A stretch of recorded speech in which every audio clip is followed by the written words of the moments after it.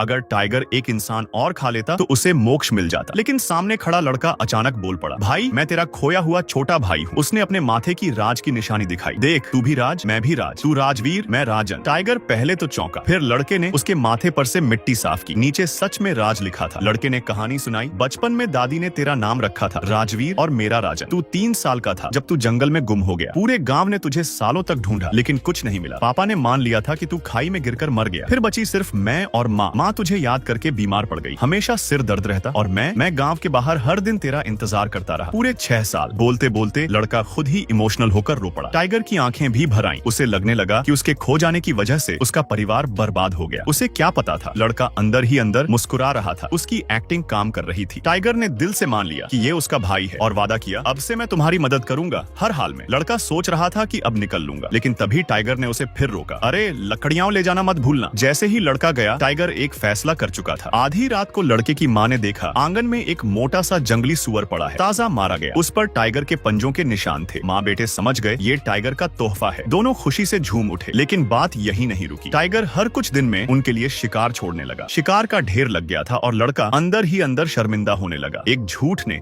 उस जानवर को कितना बदल दिया। टाइगर खुद भूखा रह जाता, लेकिन माँ के लिए खाना जरूर छोड़ता। माँ इतनी भावुक हो गई कि एक दिन उसने एक बड़ा सा खाना पकाया और टाइगर को न्योता भेजा। वो दिन टाइगर के लिए जैसे त्योहार बन गया। माँ जैसा प्यार उसे शायद कभी नहीं मिला था। खुश होकर टाइगर ने राजन के लिए एक लड़की भी ढूंढ निकाली। शादी तय हुई, 2 पैक के बाद रिश्ता पक्का हो गया। कुछ साल बीते, राजन के 2 बच्चे हो गए। टाइगर अभी भी वैसे ही शिकार भेजता रहा, लेकिन एक दिन सब बदल गया। माँ अचानक बेहोश होकर गिर पड़ी, हालत बहुत खराब थी। टाइगर अब बूढ़ा हो चुका था, लेकिन माँ को बचाने के लिए वो बच्चों को लेकर निकल पड़ा एक जंगली पहाड़ की तरफ, जहाँ एक जादुई जड़ी मिलने की बात थी। बहुत मुश्किलों के बाद उन्होंने वो जड़ी ढूंढ निकाली, लेकिन वहाँ एक सांप था जो उसकी रखवाली करता था। सांप इतना खतरनाक था कि उसने सबको बुरी तरह घायल कर दिया। आखिरकार छोटे बेटे ने होश दिखाया, एक पत्थर उठाकर सांप के दांत तोड़ दिए, तब जाकर वो पीछे हटा। टाइगर जड़ी लेकर भागा, लेकिन देर हो चुकी थी। माँ ने बस एक आखिरी बात कही, मुझे सबसे ज्यादा राजवीर की फिक्र है, और फिर वो हमेशा के लिए चली गई। टाइगर बाहर सुन रहा था, उसके मुंह से चीख निकली, खून उगल पड़ा और वहीं ढेर हो गया। कहा जाता है उसकी देह वहीं पत्थर बन गई। माँ की कब्र के पास हमेशा की तरह उसकी रक्षा करता हुआ राजन ने उसे अपना सगा भाई माना और तीनों के नाम एक ही पत्थर पर खुदवा दिए, ताकि आने वाली पीढ़ियां उन्हें कभी न भूलें।